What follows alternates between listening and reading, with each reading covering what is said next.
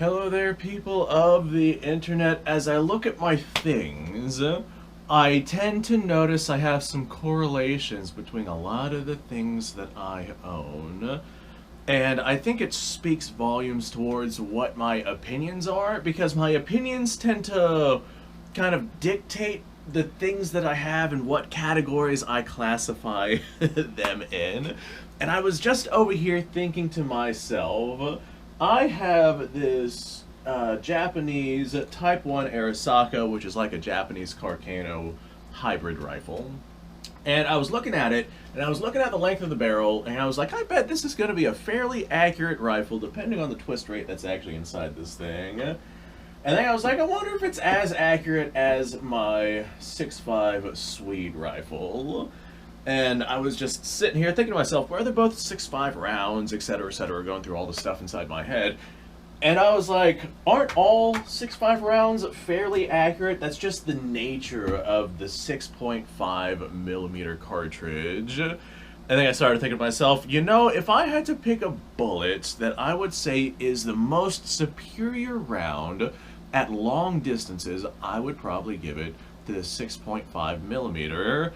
There's some arguments to be made for the 7mm though. Like if we're going to talk about, say, 7mm Remington Magnum, there are some definite and clear benefits for some larger surface area bullets, typically heavier bullets, but there's also some very clear benefits for those really skinny, long, high BC bullets that you can fire from your 6.5 rifles. They're just so dramatically good, and they tend to be so dramatically accurate. I think that as your bullet size gets bigger and bigger and bigger, you start to run into more issues, especially at significantly long ranges. Like, for example, let's say 308. It's a good long-range cartridge, but there are other cartridges out there which realistically just do better at long ranges. That 30 caliber round, cutting through the wind, it's got a larger surface area, and so it actually slows down more than, say, a 6.5 round would.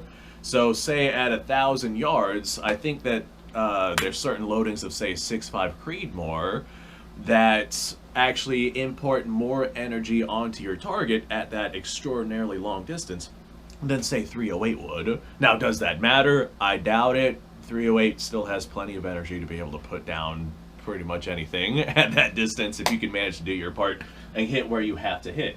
But as I was looking through these, I realized that I might be a 6.5 guy, because I just love that cartridge way more than I think any other cartridge. All of your 6.5 rounds tend to be relatively light recoiling, and they tend to be really good at long distance.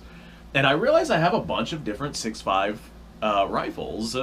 So I figured, hey, why don't we make a video talking about and comparing different 6.5 millimeter cartridges out there. So I'm going to talk about some popular ones. I know that there's more than what I have to say here, but we're going to go ahead and just talk about some popular ones here for a second.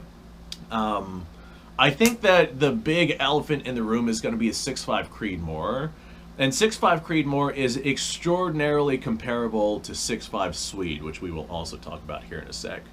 So the big issue with 6.5 Swede, I guess we'll start off with that one, is your modern loadings tend to be undercharged, because gun companies know that a lot of this ammunition is going to be ran through rifles that are extraordinarily old and they might not be in the best shape, and so undercharging the ammunition is just a good way to avoid any liability issues.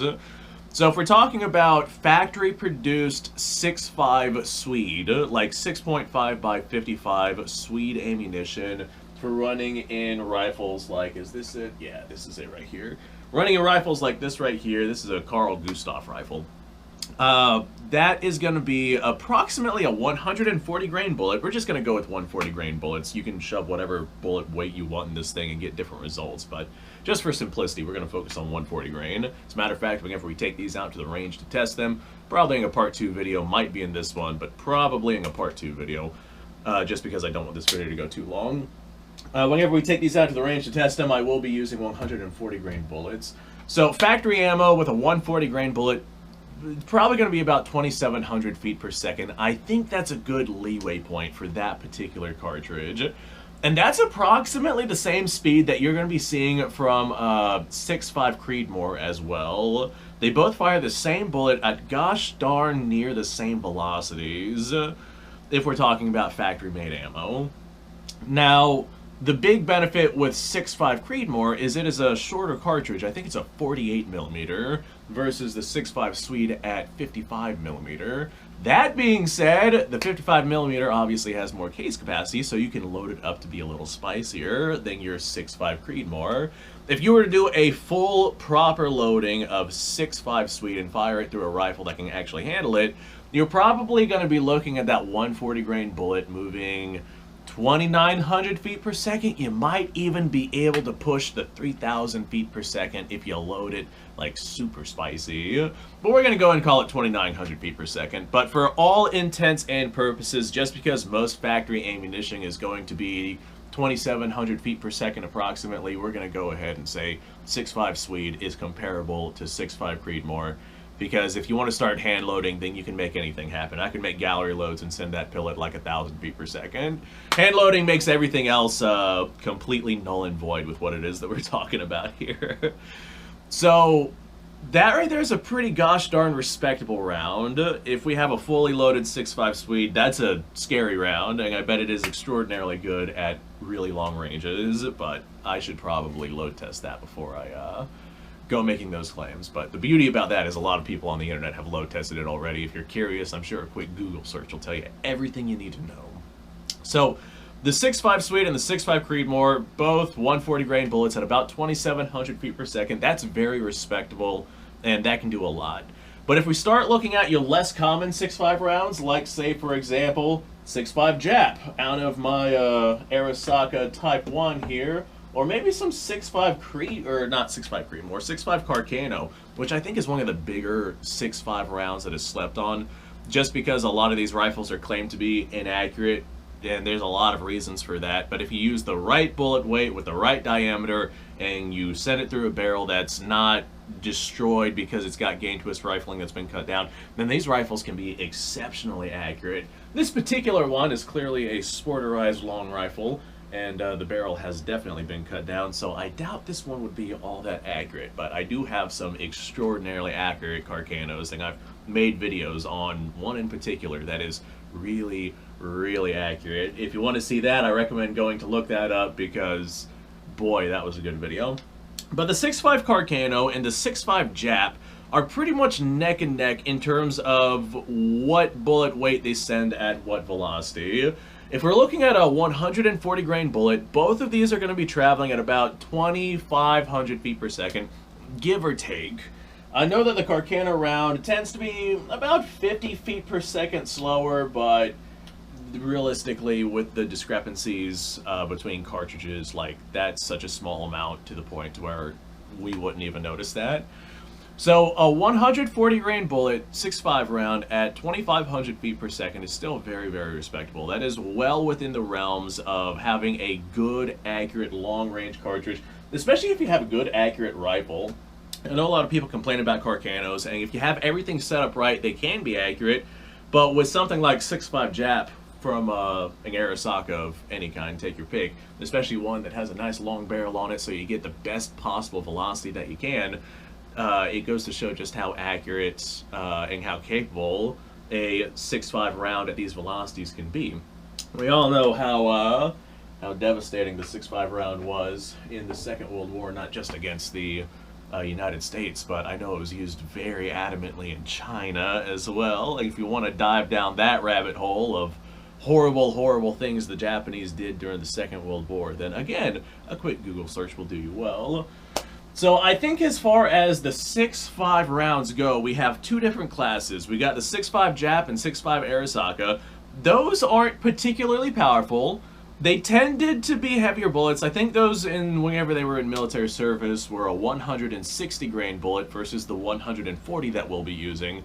And, well, I know at least with the Italians, they use like a round nose cartridge, and that right there definitely hindered their accuracy at long distances.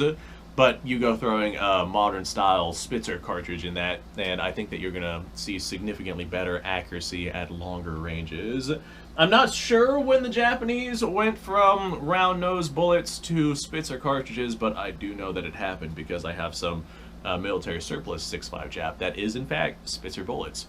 I have no idea what the year on those are or anything like that. But if we're looking at like just comparing the same bullet to the same bullet, so we're comparing apples to apples and not apples to oranges or anything like that, 6.5 Jap and 6.5 Carcano are pretty much on the same playing field in terms of the cartridge. If we start looking at the rifles themselves, the 6.5 Jap blows the 6.5 Carcano out of the water just because the 6.5 Carcano needs a different diameter bullet in order to run accurately inside their rifles. You need to make sure that you have a rifle that doesn't have cut down gain twist rifling, and you need to make sure just all of these other little niche tidbit things that you have to do to your rifle, like knowing where to aim your sights and whatnot in order to get your rifle to be accurate. And there's just things like that that you don't got to worry about with the Arisaka. So 6.5 Carcano is definitely dead last. 6.5 Arisaka, 6.5 Jap is definitely going to be the next runner-up on that particular list.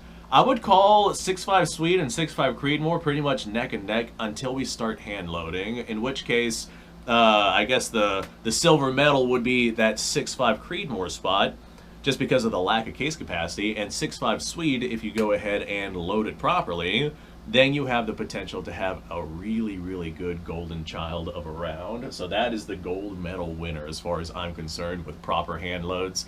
A 140 grain high BC bullet moving at 3,000 feet per second. Man, that's a good little projectile. That should be able to do pretty much anything that you need a rifle to be able to do. Now, I'm not telling you to go out and load it that hot. Make sure that you're running it in a gun that can actually do it. I would not recommend running it in one of these old guns. I would definitely recommend running it in like a modern made 6.5 by 55 Swede rifle. Metallurgy is just better now than it was, you know, back in the 1800s, early 1900s. So I think that as far as my decisions are, I'm sure a lot of people will agree with me with what it is that I have picked so far. So now what we're going to do is I'm going to go ahead and take these out to the range. This video is already getting pretty long. I wanted to go ahead and cover the technical aspects of it, and we'll do a part 2 where I run a bunch of these with a bunch of different tests, and that's going to be fun. So thanks for watching. I appreciate your time. Like, subscribe, share. Description below has a link to all sorts of stuff. Go check it out. You guys go off. Have yourself a fantastic day. I'll see you on the next episode.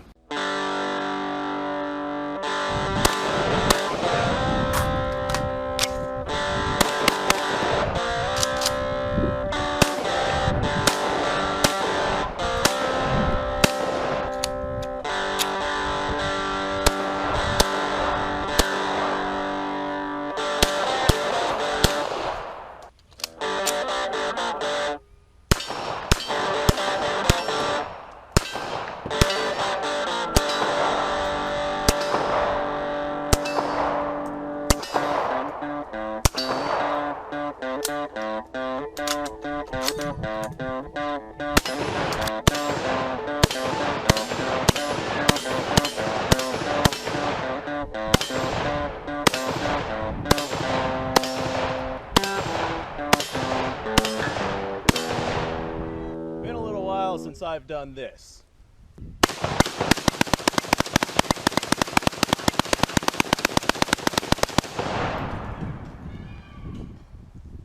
Bonnie and Clyde be damned. The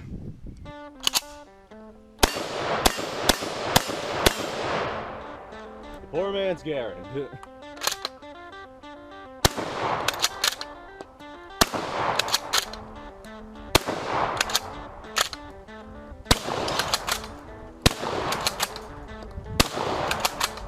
Shame that bolt action shotguns aren't more mainstream.